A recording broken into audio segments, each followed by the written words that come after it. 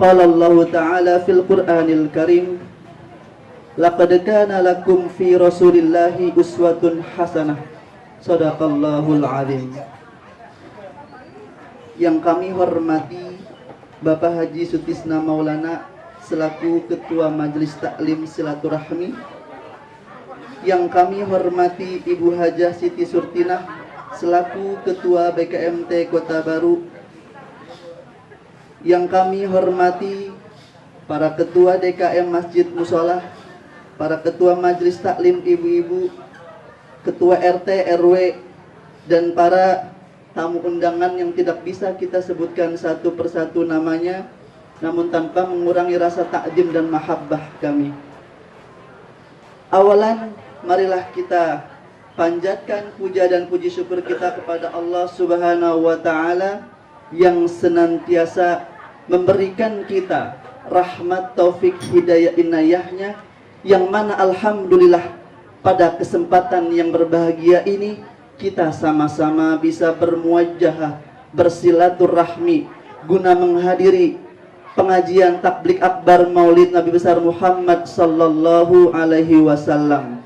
Semoga apa yang kita niatkan pengajian pada hari ini diterima oleh Allah Subhanahu wa Ta'ala dan mendapatkan ridho dan berkah dari Allah Subhanahu wa Ta'ala. Amin amin ya rabbal alamin. Salawat beriring salam marilah kita curahkan kepada sosok manusia agung yang selalu didambakan oleh umatnya sebagai suri tauladan bagi kita semuanya, tercurahkan kepada keluarga, sahabat, tabi'in, serta kita yang hadir di sini selaku umatnya, selalu mendapatkan syafaat hingga hari kiamat nanti. Bapak-bapak, ibu-ibu yang dirahmati oleh Allah, perkenalkan, saya Fauzan selaku pembawa acara pada acara pengajian tablik akbar Maulid Nabi besar Muhammad sallallahu alaihi wasallam yang akan membacakan rangkaian pelaksanaan acara pada pagi hari ini. Adapun rangkaian acara sebagai berikut. Kami persilakan kepada para tokoh agama untuk bisa menaiki panggung. Pak Haji Sunaria selaku Ketua Perkis, silakan. Pak Haji Bambang. Enggak, itu mau makan di sana, Pak. Ya, silakan. Adapun susunan acara sebagai berikut, yaitu pembukaan, selanjutnya pembacaan tahlil, pembacaan maulid, pembacaan ayat suci Al-Quran, sambutan-sambutan, ceramah maulid Nabi Muhammad sallallahu alaihi wasallam, doa dan penutup. Terakhir kita ramah tamah. Untuk mengawali acara pada pagi hari ini, agar acara kita biar lebih afdal dan berjalan dengan lancar, mari kita sama-sama membaca Ummul Quran, Suratul Fatihah.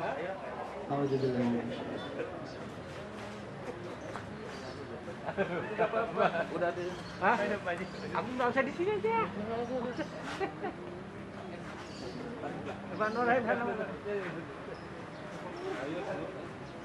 Bapak-bapak, ibu-ibu yang dirahmati oleh Allah, di harapan baru ini kita mengenal sosok almarhum Ki Haji Nandi Aziz, yang mana beliau jasanya sangat luar biasa. Karena beliaulah kita bisa menjadi ukhuwah Islamiyah di antara harapan baru ini, yang mana biasanya kita mengadakan Maulid Nabi besar Muhammad sallallahu alaihi wasallam di kediaman tempat beliau. Namun di tahun ini alhamdulillah kita bisa mengadakan di Forkis, karena kita tahu jasa beliau itu tidak hanya di majelis taklim silaturahmi, karena beliau juga berperan penting dalam pendirian Forkis, forum komunikasi Islamiyah. Semoga jasa-jasa beliau itu sangat bermanfaat. Oleh karena itu, marilah kita mendoakan kepada almarhum Kiai Nandi Aziz, semoga amal ibadahnya diterima oleh Allah Subhanahu wa Ta'ala, dilapangkan dalam kuburannya, diterima segala amal ibadahnya, ditempatkan raudhah min riyadil jannah, ala hadin niyah wa ala kulitin sholiyah. Al-Fatihah.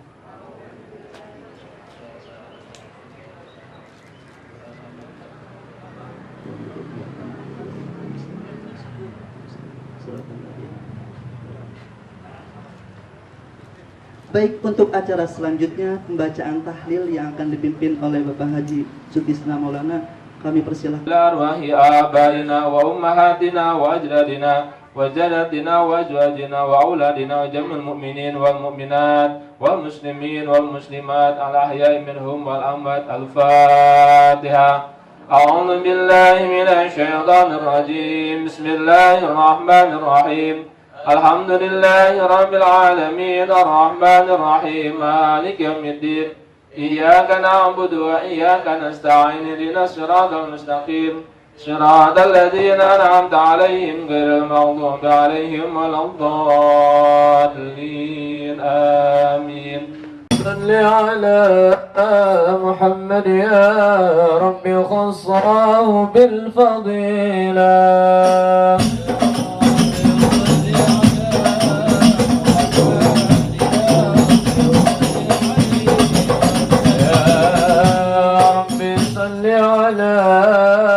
محمد يا ربي وارض عن الصحابة.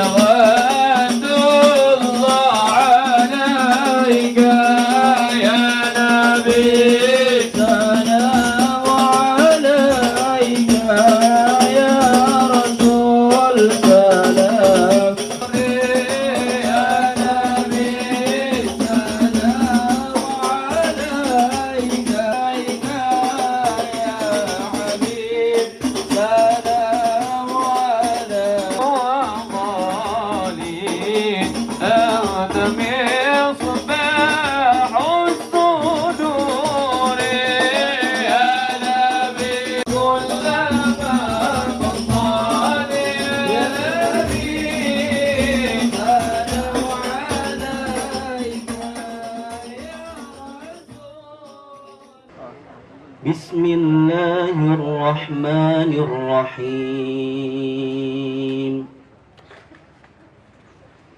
Ma kana 'alan nabiyyi min harajin fima faradallahu lahu sunnatallahi fil ladzina khalaw min qabl وكان أمر الله قدرا مقدورا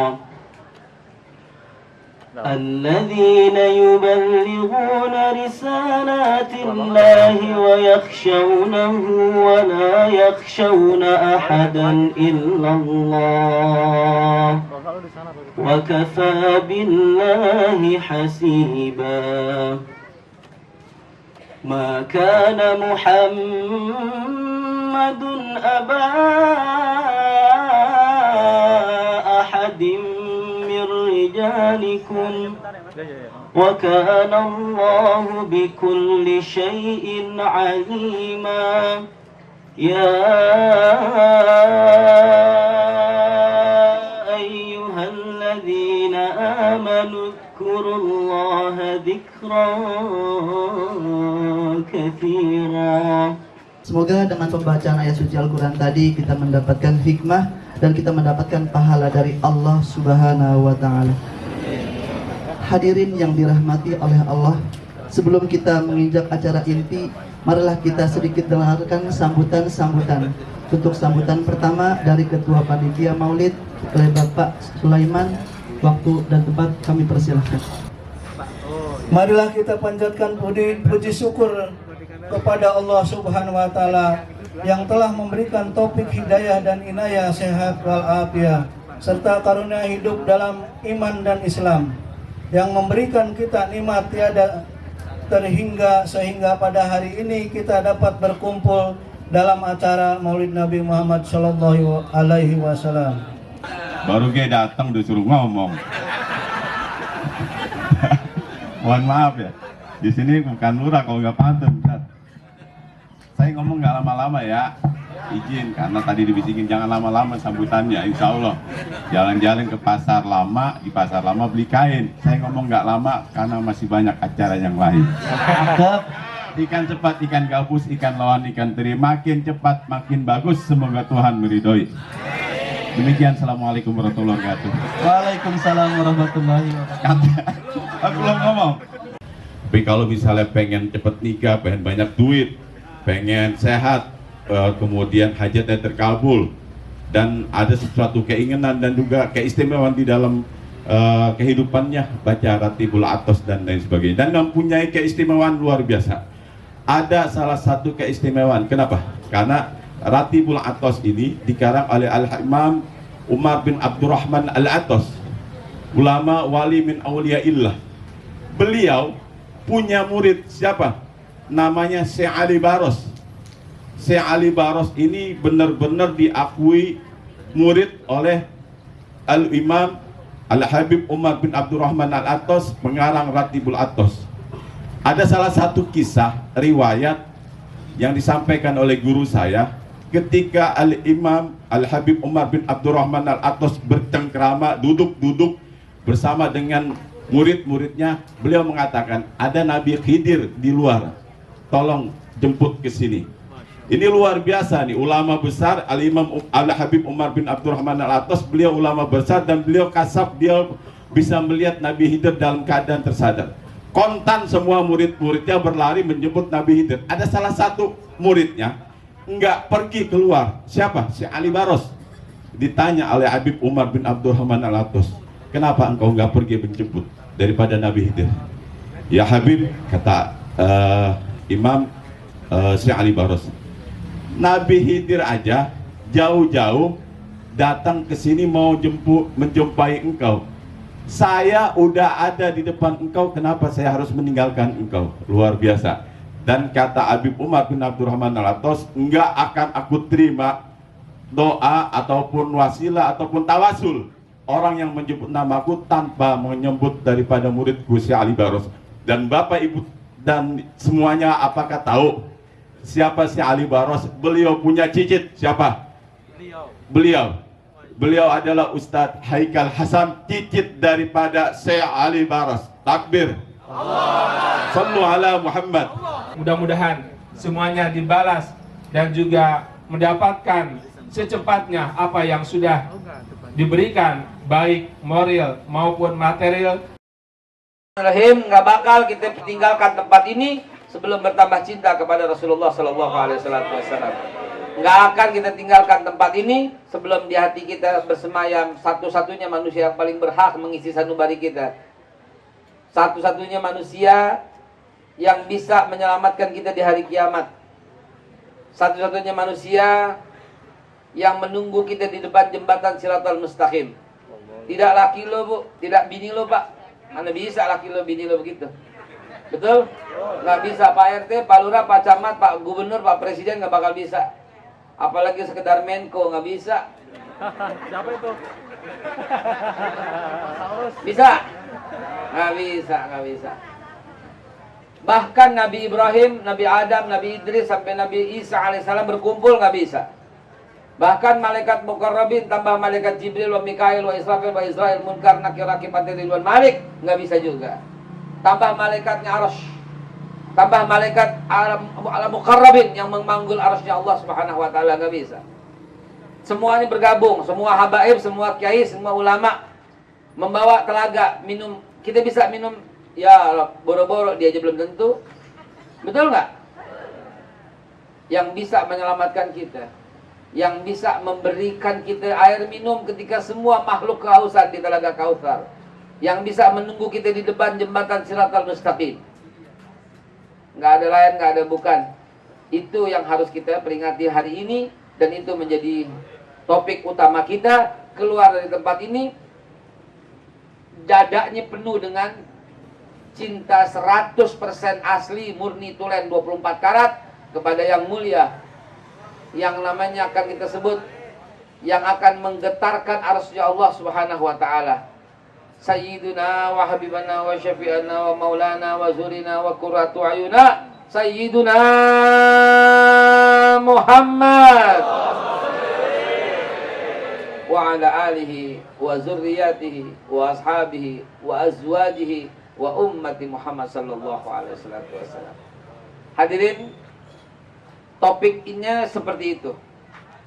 Pokoknya pulang dari sini bertambah rezeki kepada Allah, dari Allah Subhanahu wa taala. Pulang dari sini yang sakit Allah angkat semua penyakitnya. Pulang dari sini yang susah Allah lepaskan semua kesusahannya. Pulang dari sini yang belum dapat jodoh Allah kirimkan jodoh yang terbaik dari si Allah Subhanahu wa taala. Tafadhal ya Rab ya Rab ya Rab.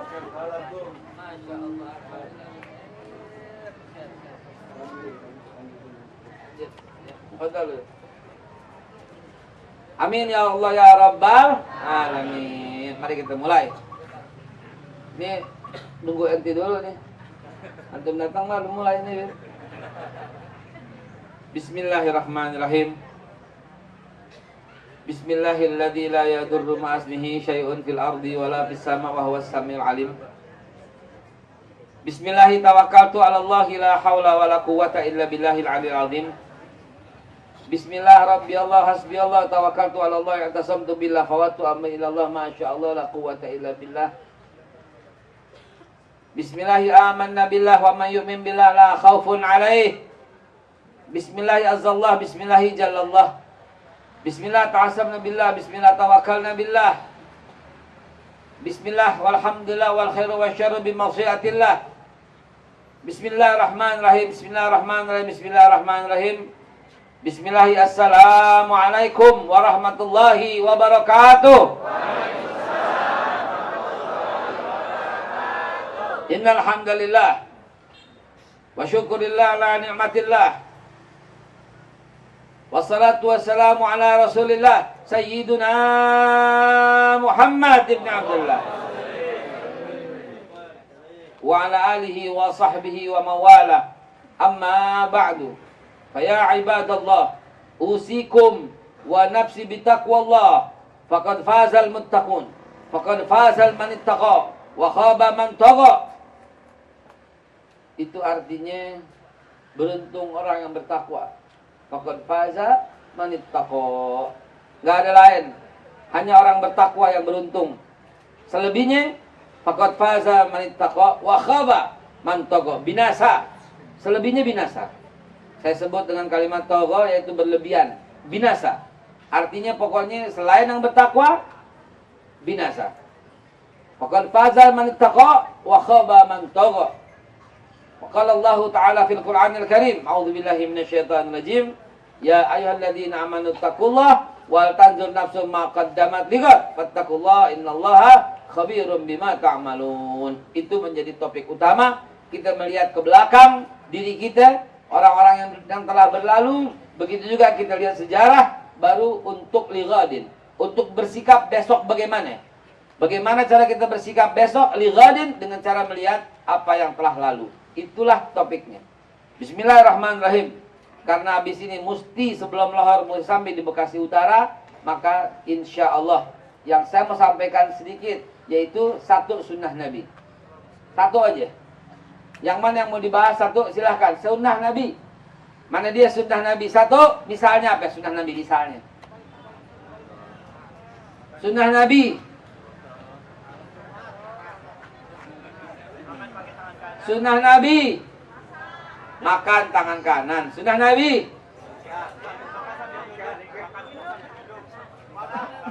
makannya sambil duduk. Sunnah Nabi,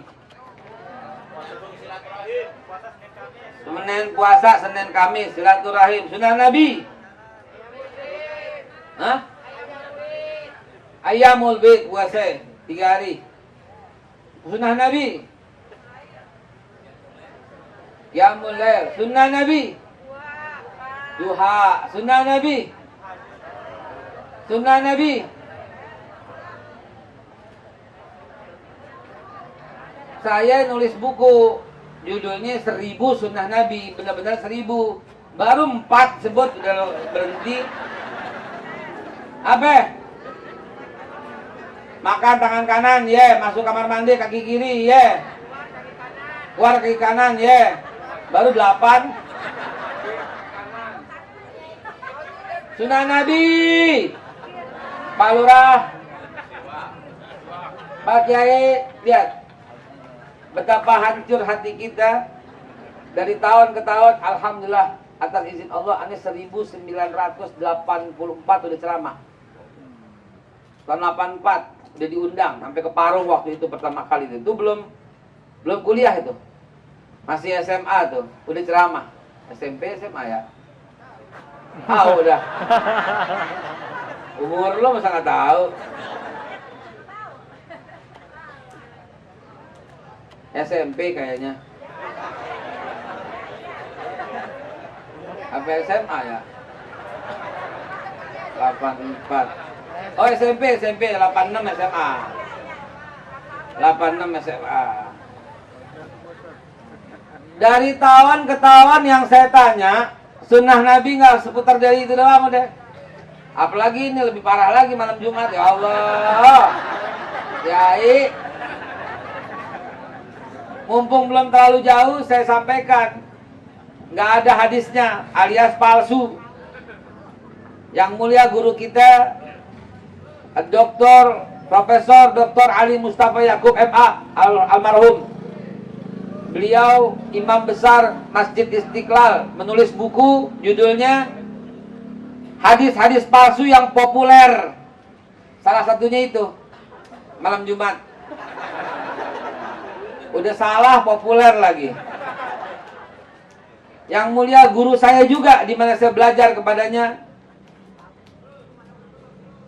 Al-Imam Syekh Dr. Ahmad Lutfi Fatullah LCMA. Itu cucu daripada guru Mughni Kuningan. Juga menyatakan hadis itu palsu. Yang masih hidup, guru saya juga, sahabat saya juga, 30 tahun bersamanya, Profesor Dr. Daud Rashid MA, juga menyatakan hadis itu palsu. Sahabat saya, Dr. Adi Hidayat, Ustadz Adi Hidayat, juga menceritakan saking palsunya, dicari di kitab hadis palsu aja nggak ada. Jadi jangan disebut-sebut lagi. Saking palsunya itu, dicari di kitab itu Adi Hidayat, nggak ngomongnya begitu. Tetapi selama 40 tahun berdakwah, selalu kalau ditanya sebutkan sunnah Nabi, siwak, masuk WC kaki kiri, makan tangan kanan. Berat memang. Dakwah kita berat.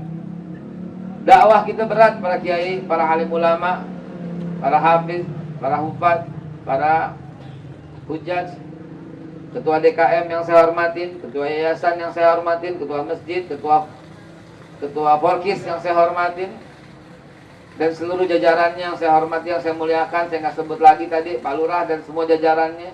Berat memang dakwah, berat. Tapi bukan berat kalau namanya bukan dakwah. Kalau bukan dakwah kalau namanya, kalau nggak berat.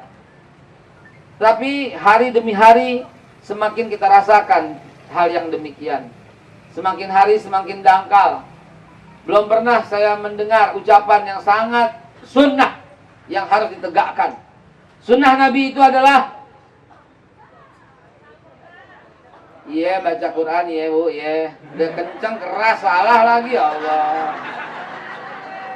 Enggak salah, itu benar. Itu benar. Tapi bukan itu yang saya maksud.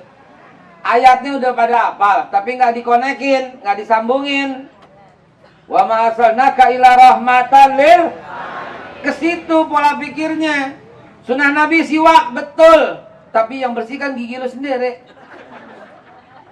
Sunnah Nabi sholat duha, betul. Tapi yang dibukakan rezeki lu sendiri. Sunnah Nabi qiyamul lail, betul. Yang diangkat ke tempat yang mulia untuk ente sendiri. Sunnah Nabi makan pakai tangan, betul. Yang sehatkan ente sendiri. Semua ente sendiri. Saya kepengen banget. Begitu sebutkan sunnah Nabi, memelihara anak yatim. Kepengen banget. Nggak ada yang salah. Nggak ada yang salah, semua benar. Tapi saya kepengen tingkatannya itu naikin. Sunnah Nabi apaan? Menyisihkan pendapatan untuk mencari orang-orang miskin dan memberi makan mereka rutin. Bukan sekali-sekali doang. Tuh. Sampai Yahudi yang kelaparan, rutin tiap pagi Nabi kasih makan. Yahudi kelaparan. Kalau udah soal kemaslahatan umat, Nabi nggak lihat lagi Islam, Kristen, Hindu, Buddha, Protestan, Konghucu. Maaf, ini saya bawa kekinian. Kalau dulu mah nggak ada. Yang ada Yahudi, Nasrani, Majusi, dan musyrik. Ada yang kelaparan satu, Nabi tetap rutin kasih makan. Kemarin ada 4 orang keluarga meninggal karena kelaparan di rumah. Coba bayangin. Mau ditaruh di mana muka kita di depan Rasulullah nanti? Kalau ada warga yang kelaparan di tengah-tengah kita. Sementara kita masih sibuk. Sunnah Nabi urusannya siwak, sama masuk kaki kiri, sama panjangin jenggot. Nggak salah. Sunnah. Panjangin jenggot sunnah. Nah, saya nggak numbu aja. Numbu di sini doang. 1, 2, udah gitu putih lagi. Kalau di kiri kanan kan cakep ya. Obatnya kurang. Kakek orang sono, lahir di sono. Bapak orang sono, kita lahir di mari. Tetap aja jenggotnya nggak ada. Hadirin, pengen kita dengar sunnah Nabi itu apa? Mencari orang miskin dan memberi makannya. Pengen kita dengar sunnah Nabi apa? Memuliakan tetangganya. Pengen kita dengar sunnah Nabi apa? Menjaga persatuan dan kesatuan. Pengen kita dengar sunnah Nabi apa? Membangun bak sampah yang besar supaya warga buang sampah dengan tertib dan teratur. Pengen kita dengar sunnah Nabi apa? Membersihkan kali setiap pagi. Pengen kita dengar yang begitu. Itulah rahmatan lil. Begitu dong. Jangan kecilkan sunnah Nabi dengan versi kita sendiri. Nggak ada yang salah. Hati-hati nih. Hati-hati saya bilang. Jangan saya disangka melecehkan sunnah Nabi. Jangan. Jangan diplesetin. Jangan kayak buzzer loh. Kan kerjaannya buzzer begitu. Mentang-mentang saya didudukin teratas pada waktu itu. Ya. Sebagai basis yang di 02, habis tiap hari dilaporin sana, laporin sini. Datang gitu, begitu diklarifikasi ternyata salah. Begitu terus, sampai bersahabat dan akrab dengan polisi. Gara-gara apa ya? Gara-gara yang dilaporin buzzer, hoax semua. Potongan-potongan video semua. Namun ada di antara kita sesama umat Islam, percaya sama buzzer. Kita dituduh pengkhianat. La haula wala quwata illa billah. Emang buzzer kerjaannya jago, tukang pecah belah. Insya Allah Allah kembalikan persatuan dan kesatuan kita. Pengen kita dengar sunnah Nabi itu menjaga mulut supaya saudaranya jangan tersinggung dari ucapannya. Pengen kita dengar sunnah Nabi itu menjaga lisanmu, jangan sampai ada orang yang tersinggung dengan ucapan kita dan tangan kita dan perbuatan kita. Bukan sekedar masuk kaki WC kaki kiri, keluar kaki kanan. Bukan sekedar makan korma 3 jari. Tapi itu terus yang dikumandangkan. Sunnah Nabi itu adalah melindungi minoritas.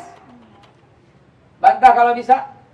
Karena Rasulullah SAW ketika Futuh Mekah beliau bersabda, siapa yang mengganggu mereka, wabil khusus orang Yahudi, Nasrani dan Majusi, siapa yang mengganggu mereka sama dengan menggangguku. Tuh. Sunnah Nabi itu menjaga mereka sebagaimana kita menjaga diri kita sendiri. Siapa yang mengganggu kehormatannya sama dengan mengganggu kehormatanku. Sunnah Nabi itu menjaga persatuan dan kesatuan. Besarkan nabimu. Jangan cuma sekedar yang kembaran biasa-biasa aja. Sering saya mendengar kisah, sering lihat anak-anak soal jawab di soal-soal ujian. Sebutkan sifat Nabi, sidik, tablik, amanah, fatonah. Betul. Saya juga punya murid, saya juga punya yayasan, saya juga punya madrasah, saya juga punya majelis taklim, namanya Majelis Taklim Syekh Ali bin Abdullah Baros. Itu majelis taklim al-fakir. Fadl pada datang, fadl malam Jumat terakhir. Ada santrinya 200 orang. Pertanyaan saya sama mereka begini, sebutkan sifat Nabi selain sidik, tablik, amanah, fatonah.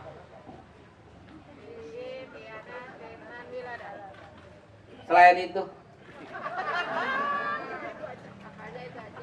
saya mengatakan sebutkan 50 sifat Nabi. Karena kurikulum kita cuma ngajarin sidik, tablik, amanah, fatanah. Dulu kita dengar Ahok juga ngomong begitu. Benar nggak? Dulu dia ngomong begitu. Sidik, tablik, amanah, fatanah. Dan kelima sumber waras, dia bilang gitu aja.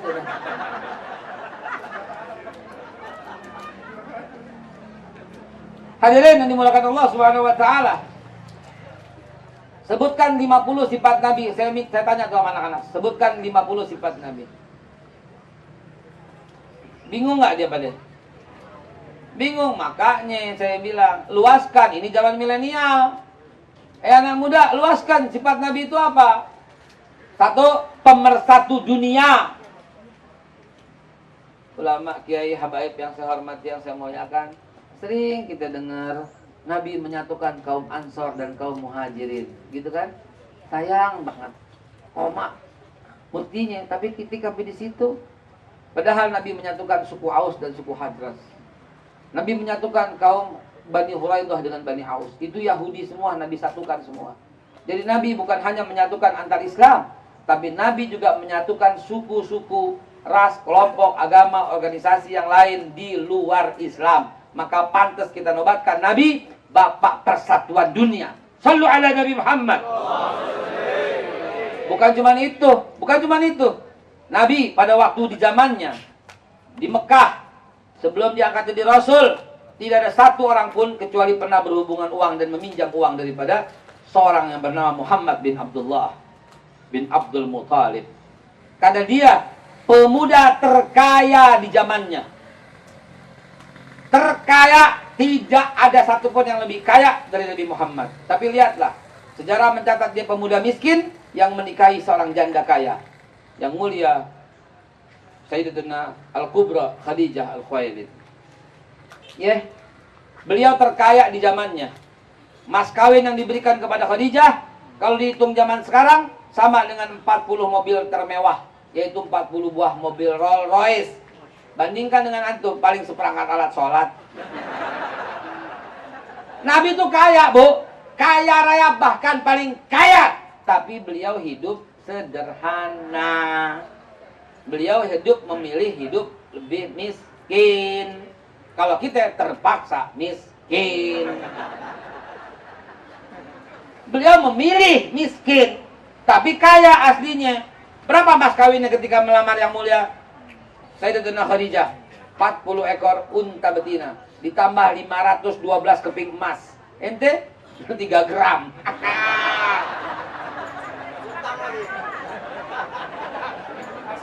Tambah seperangkat alat sholat. Apaan? Mas kawin Al-Quran. Apaan? 512 keping emas. Berapa tuh keping? Berapa puluh gram itu keping? Berapa kilo Nabi emasnya? Berapa puluh kilo emasnya tuh Nabi? Pada waktu usia 25 melamar yang mulia Hadratus Syekh Kubra Khadijah Al-Khuwailid. Berapa orang pembantu Nabi? Berapa? 28 orang pembantunya. Rumahnya segede apa? Dan macam-macam, makanya kalau mau buka sejarah yang lengkap, buka sejarahnya.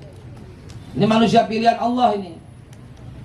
Api habis semua dikeluarkan untuk membebaskan para budak yang disandra oleh para kafir Quraisy. Dikeluarkan untuk dakwah. Dikeluarkan dalam berjuang di jalan Allah Subhanahu wa taala sampai habis, sampai menjelang wafat, tidak tertinggal satu benda pun kecuali meja makan. Itu yang disampaikan oleh Al-Kubra Khadijah. Nabi adalah bapak persatuan dunia. Nabi adalah bapak emansipasi wanita di dunia. Karena beliaulah yang mengangkat bahwa wanita.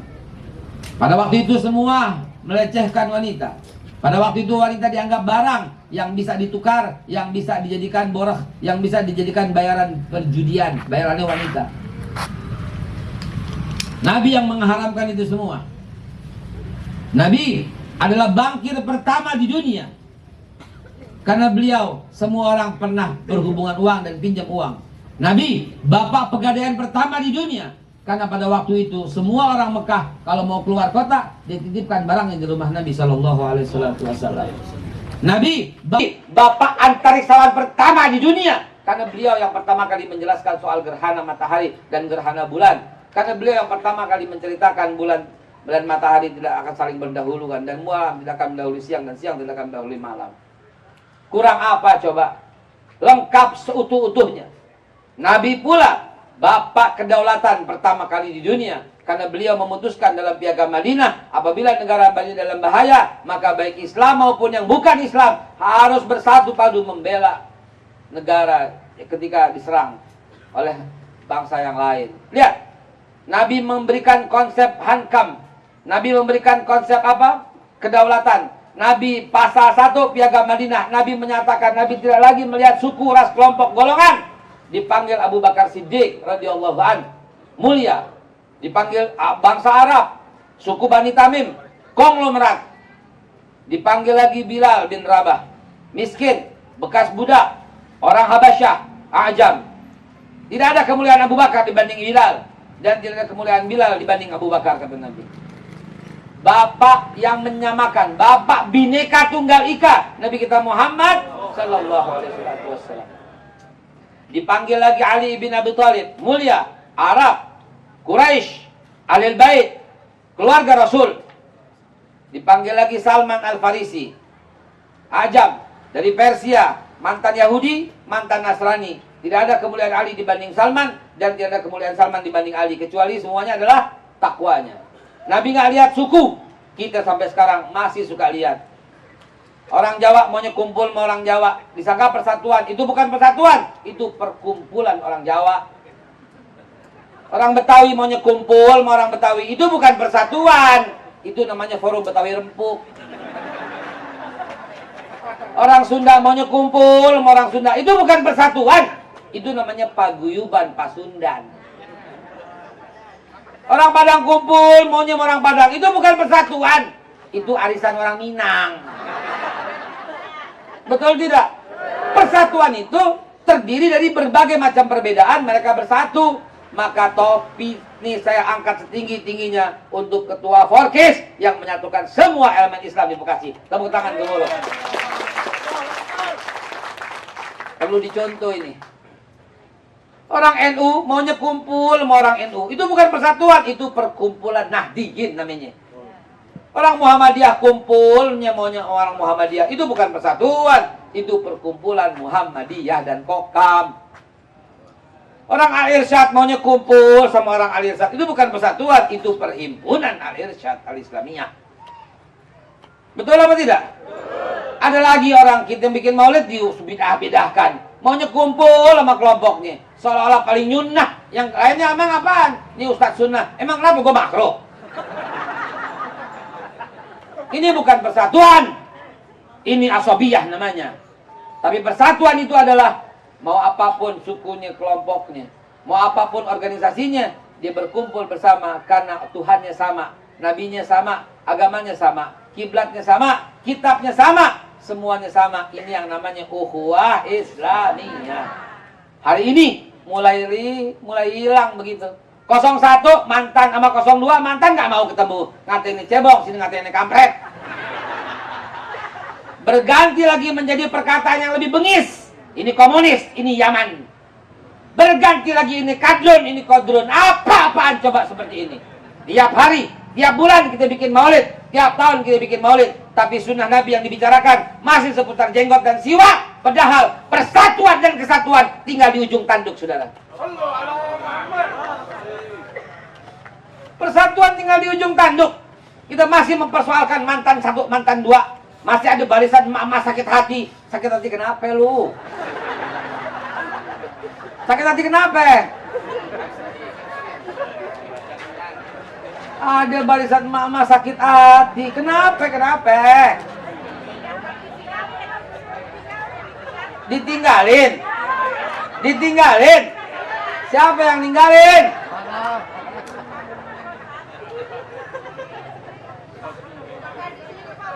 Di sini nggak ada ya? Cakep. Di sini ada nggak? Di sini ada nggak? Cakep. Kalau kita insan-insan yang mengerti esensi daripada agama dan persatuan, saya ceritain. Kurang musuhan apa? Abu Sufyan dengan Rasulullah SAW. Abu Sufyan berencana membunuh Nabi. Abu Sufyan merencanakan perang Badar. Abu Sufyan merancang perang Uhud. Semua tujuan untuk mencelakai Nabi. Tapi ketika Nabi yang memegang pasukan, apakah Nabi membalas Abu Sufyan? Tidak. Abu Sufyan masih musyrik. Apa kata Nabi? Siapa yang masuk Ka'bah aman, siapa yang masuk rumah Abu Sufyan aman. Siapa yang mengganggu mereka sama dengan menggangguku. Shallu ala Nabi Muhammad. Kok nggak diikutin Nabi Bapak Persatuan Dunia seperti itu? Kurang bertempurnya apa pendeta Sopranios yang mengusir umat Islam di Yerusalem? Dia pimpinan di Yerusalem dengan Umar bin Khattab tahun 636 ketika beliau menjadi khalifah, menjadi Amirul Mukminin. Kurang musuhan apa? Semua penduduk Islam diusir oleh pendeta Paus Sopranios. Tapi ketika Khalid bin Walid mendatangi dan menaklukkan, dan kemudian kunci dipegang untuk diserahkan kepada Umar bin Khattab, Umar bin Khattab datang ke sana, dan kemudian kunci tidak diambil, tapi diserahkan lagi oleh Umar bin Khattab kepada pendeta. Dengan Umar bin Khattab menjamin pendeta masjid gerejanya tidak akan diganggu oleh umat Islam, dan bersama-sama pendeta itu menertibkan, membuat ketertiban untuk kemaslahatan semua umat, baik Islam maupun Yahudi maupun Kristen yang tinggal di kota Yerusalem. Awalnya bermusuhan. Kurang jahat apa itu? Raja Baldwin bersama pendeta Paus Urbanus II yang membunuh umat Islam yang ada di kota Hebron, Yerusalem, Ramallah. Sebanyak 65.000 orang Islam dibantai selama 3 tahun oleh mereka. Tibalah Sultan Salahuddin Al-Ayyubi membebaskan Masjid Al-Aqsa.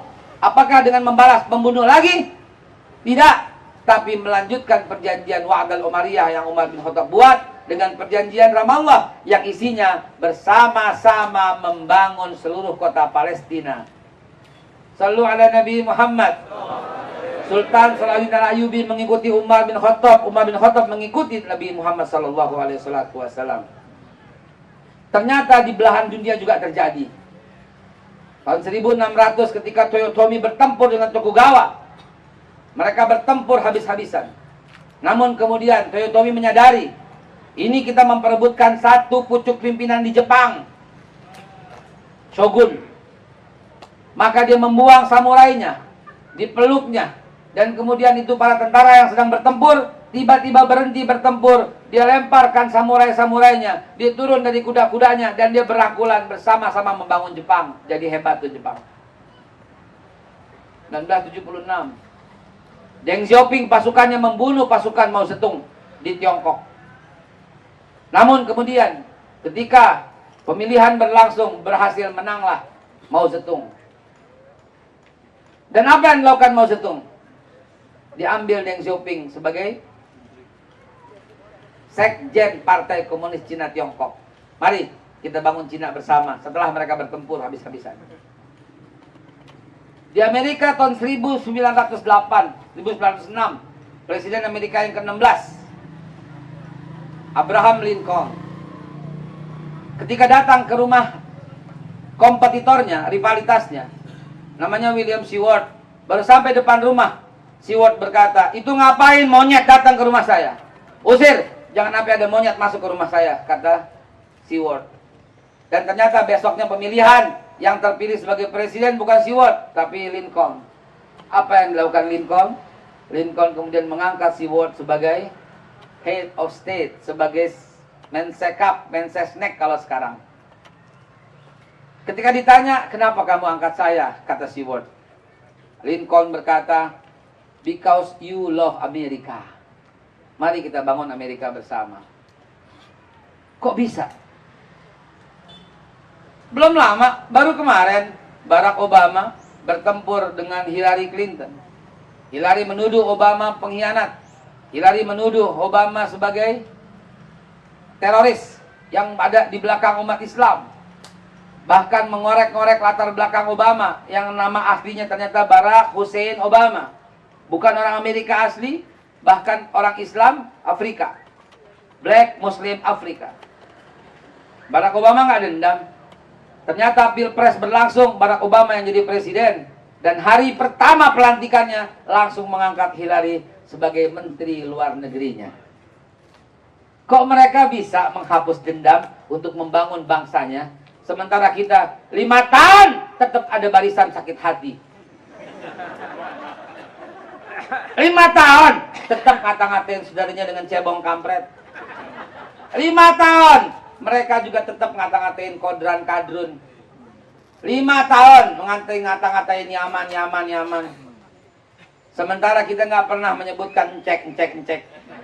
Waktu dia jadi gubernur. Sementara orang-orang ini mengatain sono komunis, sono apalah, ngatain terus. Sehingga menerbitkan bibit-bibit disintegrasi NKRI. Sunnah Nabi yang mana yang kamu terapkan? Cuma urusan celana ngatung sama jenggot panjang sama siwak. Jangan begitu saudara. Jangan begitu saudara. Ini namanya ente berusaha cium hajar aswad sambil nendang, sambil sikut, sambil jambak rambut orang. Kejadian nggak? Kejadian nggak? Mau mengubur yang sunnah dengan mengabaikan yang wajib. Yang wajib itu menjaga tangan jangan sampai mengganggu orang. Sikut sana, sikut sini, tendang sana, tendang sini, nguasain hanya untuk cium hajar aswad, tapi menyakiti orang Islam yang sedang la haula wala quwata illa billah. Begitulah kondisi umat digambarkan di dalam Ka'bah seperti itu. Itu kita masih ribut memperebutkan mana celana yang masuk neraka, mana yang tidak, tapi mengabaikan persatuan dan kesatuan sebagaimana sunnah Nabi Muhammad SAW. Shallu ala Nabi Muhammad. Jangan begitu. Beda pendapat itu boleh. Beda pendapat bukan khianat. Beda perjuangan bukan munafik. Beda kunut bukan bid'ah. Beda tahlil bukan kafir. Beda 0102 bukan murtad. Tapi selalu kita dipecah belah dengan suasana yang demikian. Hadirin, tema kita ini adalah menjaga persatuan dan kesatuan karena kita mau masuk tahun politik. Betul tidak? Betul tidak? Belum apa-apa masih 2 tahun setengah. Pada sibuk copres capres. Gimana nggak puyeng kita? Dari bawah mereka enak copres capres.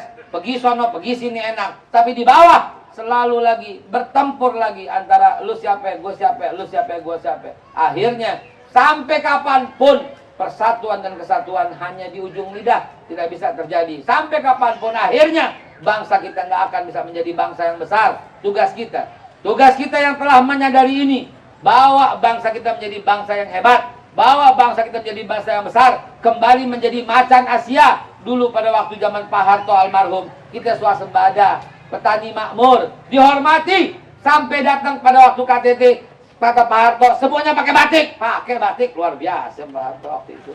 Ingat nggak? Waktu itu Presiden Bill Clinton pakai batik, Perdana Menteri Jepang pakai batik, disuruh pakai batik, di selamannya wibawa banget. Kenapa? Karena Indonesia macan Asia. Dia stop produksi beras. Malaysia, Hong Kong, Cina, Singapura kelaparan. Saking dahsyatnya kedaulatan pangan kita pada waktu itu. Berapa kali kita panen setahun pada waktu itu. Kalau pencapaian hidup tumbuh, KUD hebat, BUD hebat. Tapi sekarang kita yang makan beras mereka. Jadi politik dah gua dah. Ngapa jadi politik ini? Hadirin yang dimuliakan Allah, mudah-mudahan pertemuan kita jangan sekali. Pertemuan kita terus. Kita nggak bahas politik di mari, kita menyinggung dikit. Kita bahas hidupkan sunnah Nabi yang lebih besar. Nabi kita itu bukan sekedar sidik tablik amanah fatonah. Nabi kita itu tokoh dunia yang belum ada tandingannya sampai hari ini. Nabi kita itu bukan cuma tokoh dunia, tokoh akhirat yang nggak akan bisa diikuti oleh nabi-nabi yang lain. Nabi kita berdiri di depan jembatan Shiratal Mustaqim. Akhir kisah saya tutup dengan satu kecintaan kepada Nabi. Satu ketika Nabi Allah Adam alaihissalatu wassalam melihat salah seorang umat Nabi sedang dibawa ke tempat digiring ke api neraka jahanam. Nabi Adam berlari menemui dan mencari Nabi Muhammad. Dan kemudian ketika jumpa, dia berkata, "Ya Rasulullah, aku melihat umatmu ke sana." Padahal Allah Subhanahu wa taala akan menyelamatkan semua umat Nabi Muhammad dengan ucapan wala saufa yu'tika rabbuka fatarda. Itu janji Allah. Apapun yang Nabi pengen, rabbuka fatarda, Tuhanmu meredoi.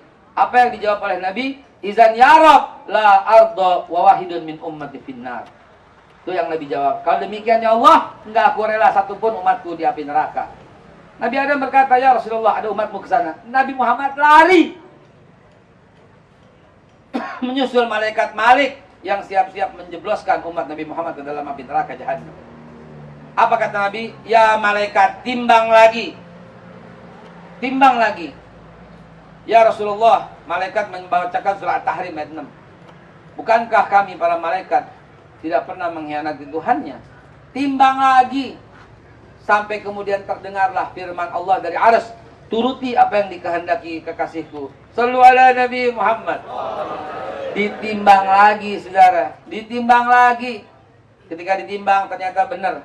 Amal buruknya lebih berat, amal baiknya ringan. Wa may ya'mal misqala dzarratin, dibawa dong ke sono. Tapi apa? Nabi kemudian mengeluarkan sesuatu dari sakunya berupa cahaya, bola-bola cahaya, diletakkan di timbangan kebaikan. Ternyata timbangan kebaikannya lebih berat. Akhirnya lebih berat timbangan kebaikan, dan orang itu dilepas oleh malaikat Malik masuk ke dalam surganya Allah. Orang itu bertanya, "Siapa engkau?" Beliau menjawab, "Aku nabimu, aku Rasulullah sallallahu alaihi wasallam." Dipeluknya, dan kemudian dia tanya, "Apakah yang kau tahu di sana ya Rasulullah?" Apa jawaban Nabi? "Aku masih menyimpan salawatmu untukku." Aku masih menyimpan salawatmu untukku. Maka dari itu Bapak Ibu sekalian, jangan putus, tetap berselawat kepada Rasulullah sallallahu alaihi wasallam sehari 1000, 10.000, 20.000 kalau perlu. Agar apa? Agar menjadi pemberat timbangan kita di hari kiamat, dan agar kita diakui oleh Nabi sebagai umatnya. Masalahnya kita mengaku umat Nabi, tapi apakah Nabi mengakui umatnya? Apakah kita menjaga Masjidil Aqsa, wasiat Nabi yang sudah lepas ke tangan Yahudi? Apakah kita menjaga orang fakir miskin yang kata Nabi, aku bersamanya sama dengan begini di hari kiamat? Apakah kita memelihara anak yatim? Apakah sunnah Nabi yang kita terapkan hanya untuk pribadi? Apakah tidak rahmatan lil alamin? Hati-hati saudara, hati-hati. Semoga hikmah maulid ini membuat kita berwawasan lebih luas dan lebih menghidupkan sunnah Nabi untuk rahmatan lil alamin. Shallu ala Nabi Muhammad.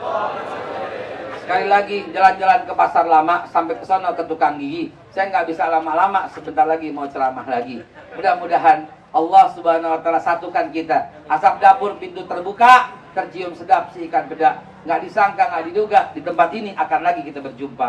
Assalamualaikum warahmatullahi wabarakatuh. Wa akhirin zalimin bizzalimin. Saya mewakili dari panitia Maulid Nabi Muhammad sallallahu alaihi wasallam. Mohon maaf sebesar-besarnya.